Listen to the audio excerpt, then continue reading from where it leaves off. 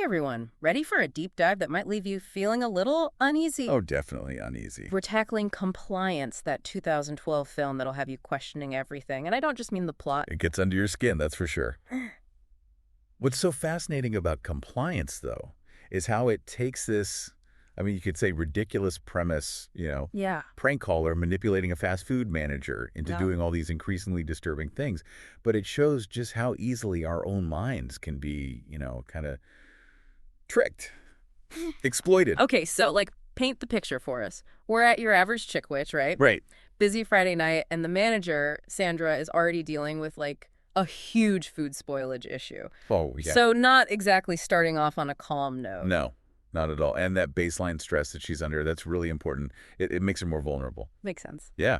So then, bam, enter Officer Daniels. That voice on the phone throws everything into chaos.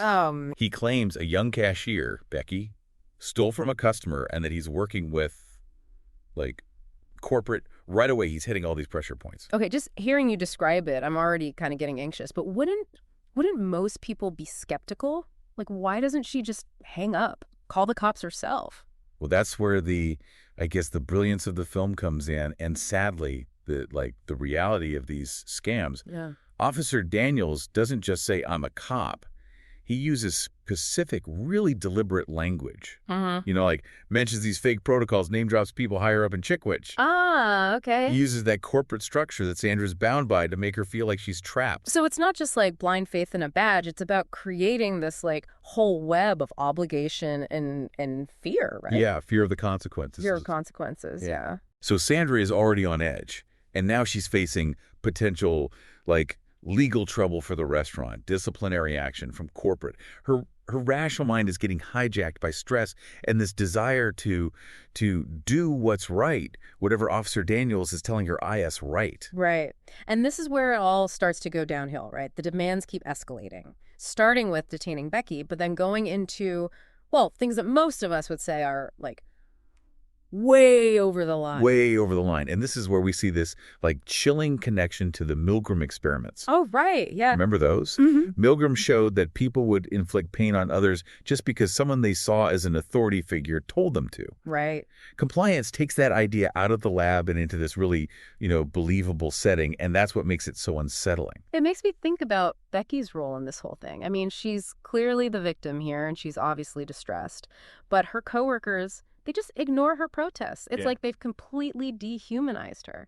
It's the bystander effect. The more people there are involved, the less any one person feels personally responsible for stepping in. Makes sense. Plus, they've already bought into Officer Daniels as the real deal. So to them, Becky's just some guilty teenager ranting. So we've got Sandra trapped by this idea of authority, her own sense of duty, and her coworkers are basically frozen by the bystander effect. It's like this awful recipe for disaster.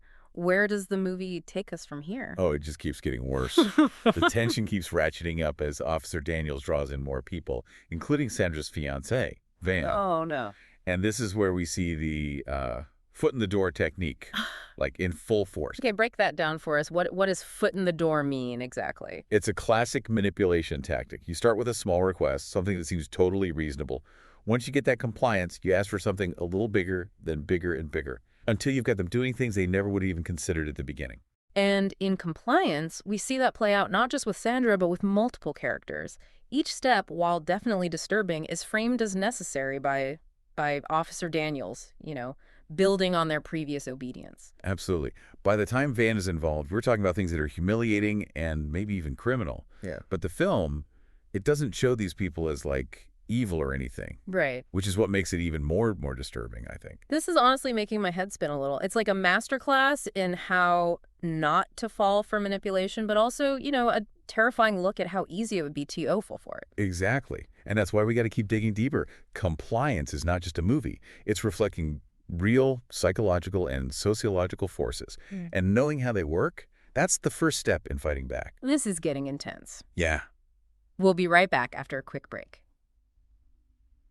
Back again, and we're still reeling from the messed up world of Compliance. Yeah, seriously messed up. This film really forces us to face how vulnerable we are to manipulation, and it's crazy because it's not even coming from someone, like, obviously powerful, you know? Right, and what's even more disturbing is this isn't just some made-up Hollywood stuff. Oh, no. Compliance is actually based on real events. No way. Series of them, yeah. Yeah. Including this, like, super creepy case that happened at a McDonald's in Kentucky back in 2004. Are you serious? You're telling me this kind of thing actually happened, like, for real? Dead serious. Yeah. And the details are, I mean, they're freakishly close to what we see in the movie. A guy pretended to be a cop, called the restaurant, Wow. accused an employee of stealing, Yeah. and then, like, basically mind controlled the manager into doing all sorts of invasive and just humiliating things. That's just, I can't even, it's like knowing it really happened makes the movie hit even harder. You Oh, know, right. it's like all of a sudden those characters on screen are less, movie characters and more like, I don't know, people we could actually know. And people we could be. Exactly. Exactly. It's scary to think about. Okay, so we've got to like break this down. What can we learn from compliance to avoid ending up in a situation like that? What are the warning signs we should be looking for? I think one of the biggest takeaways, really, is how important it is to question authority. You mean like even if it's a police officer? Even then. Mm. And look, it's not about being disrespectful or breaking the law or anything like that. It's about having a healthy sense of, skepticism. Remembering that even people in positions of power, they can make mistakes. Right. Or worse, be intentionally deceptive. But wouldn't that be like dangerous? Questioning a cop? I mean, what if you're wrong and they're actually legitimate? There's always a risk, yeah. Mm. But blind obedience comes with its own set of risks, as we see in compliance, right? Sure. It's about finding that balance between, like, respecting authority and protecting yourself. This is tricky, man. It is. So how do we find that balance? How do we develop that kind of like critical thinking, especially when we're under pressure? Well, I think it starts with awareness. The more we understand the tactics these manipulators use, the more we can spot them in real life. Okay, so give us some examples. How did Officer Daniels in compliance manage to get so much control over these people? What was he doing? He used a bunch of techniques that are like textbook manipulation. Mm. First, he established his, authority right off the bat, said he was a cop, name-dropped higher-ups at the company, used all this official-sounding jargon, Right. all to make Sandra feel like she had no choice but to do what he said. So basically, he wanted her to believe he was the real deal, and questioning him would, like, have serious consequences. Exactly. He also created this sense of urgency, like pressuring her to act fast without giving her any time to really think it through. And didn't he, like, keep escalating the situation, pushing Sandra further and further out of her comfort zone with each new demand? Oh yeah, classic manipulation tactic. It's called foot in the door. Yeah. You start small with something that seems reasonable, and once you get them to comply, you raise the stakes, little by little, leading them down this path they never would have imagined. It's just so sneaky because each step, although disturbing, is presented as like, this is necessary, Well- this is justified, and it's building on their previous obedience. Right, exactly. So besides questioning authority and being aware of these like mind games, are there any other things we can do to protect ourselves? Yeah, definitely. One of the most important is to try to get some independent verification. Yeah. Like in the movie, Sandra could have easily stopped things from escalating by just calling the police department or the corporate office herself to check if the caller was legit. Right, that makes sense. But I can imagine, like, in that moment, it's hard to think straight when you're stressed and under pressure. Absolutely. That's why it can help to kind of have a plan in place beforehand, like a mental checklist of what to do if you find yourself in a situation that just feels off. So, like, if someone calls claiming to be in charge and starts making demands, I will. Yep, exactly. Having a plan can help you stay calm and rational even when things are getting crazy. Okay, so we've got questioning authority, recognizing those manipulation tricks, trying to get independent confirmation, and having a plan. Anything else we can add to our arsenal? Trust your gut. If something feels wrong, it probably is. Don't ignore those instincts. It's like so many of us have been taught to second-guess ourselves, especially when it comes to people in authority. It's true, but it's important to remember you always have the right to say no. Even if the person's claiming to be a cop or some other authority figure, you can refuse to do something if you feel it's wrong or unsafe. That's powerful. You're saying we need to take back our own sense of agency in those situations. Yes. And remember, real authority figures will understand and respect your need to double-check or get some clarification. If they get all defensive or try to pressure you even more, That's a huge GE red flag. My mind is blown. I'm looking at the world a little differently now. That's the power of understanding these psychological things. Once you see them, you can start to break them down and protect yourself from becoming a victim. And that's what makes compliance so powerful, right? It makes us confront these uncomfortable truths about human nature and think about how we can make better choices when faced with manipulation. Absolutely. Knowledge is power, and understanding how manipulators work can empower us to make smarter decisions and live better lives. But still, that question just sits there. If we were in the same boat, at what point would we start questioning? How do we build up that resistance to manipulation? It's a question we all need to ask ourselves, and honestly, there's no easy answer. But talking about it, like we're doing now, is a good start. So having these conversations, sharing our thoughts and experiences, that makes us more aware and more prepared. Exactly. And by looking at films like Compliance, we can turn a really messed up story into a valuable lesson. We're back, still kind of deep in the unsettling world of compliance. Yeah, it's a film that sticks with you, that's for sure. It really makes you think, like, how susceptible are we to being manipulated, even when it seems totally ridiculous? It's easy to watch and be like, nope, not me, I'd never fall for that.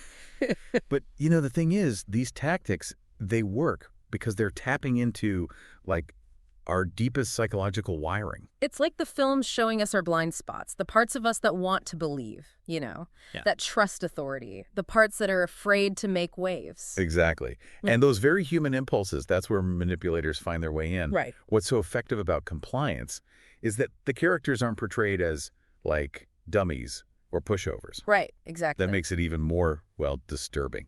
I've been wrestling with this question the whole time we've been talking. Like, where's the line between respecting authority and just blindly obeying? How do we, build up that internal alarm system? The one that goes off when something's truly wrong.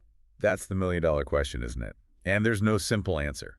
But one thing Compliance shows us is that manipulation thrives in isolation. Oh. Think about how Officer Daniels keeps everyone separated.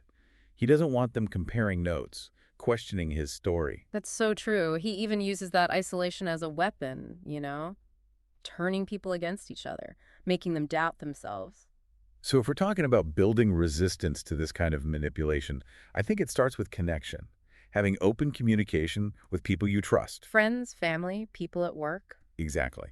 Creating spaces where it's safe to question things, share doubts, get a reality check. Like having people you can bounce things off of, be like, hey, is this normal? Right. Because sometimes it's that outside perspective that helps us break out of the manipulator's, spell.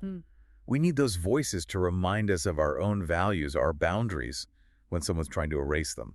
It makes me think about how manipulators often target people who are already in vulnerable situations. Absolutely. Yeah. Look at Sandra in Compliance. She's stressed, under pressure from corporate.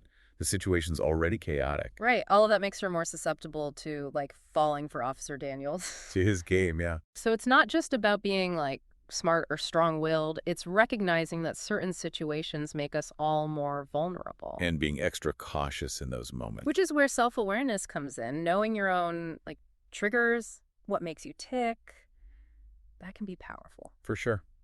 If you know you tend to crumble under pressure, practice standing up for yourself. If you're a people pleaser, remind yourself it's okay to say no, even to someone who seems like they're in charge. This whole deep dive has been a real eye-opener. I went into this thinking Compliance was just, a shocking story, but it's really like a guide to understanding how these subtle forms of manipulation work and how to fight back. That's a great way to put it. It's not an easy film to watch, but it's an important one. So before we wrap up, what's the one thing you want our listeners to take away from this? The most powerful weapon against manipulation? What would you say it is? I'd say it's a mix of critical thinking and action. Question everything. Check things out for yourself. Trust your gut. And never, ever be afraid to say no. And, maybe most importantly, don't underestimate the power of connecting with others, sharing your experiences, building a support system. That's great advice. Thanks for joining us for this deep dive into compliance. Hopefully you've all gotten a new perspective on how manipulation works and the tools you need to protect yourselves. Stay curious, stay connected, and stay empowered. Today is your lucky day.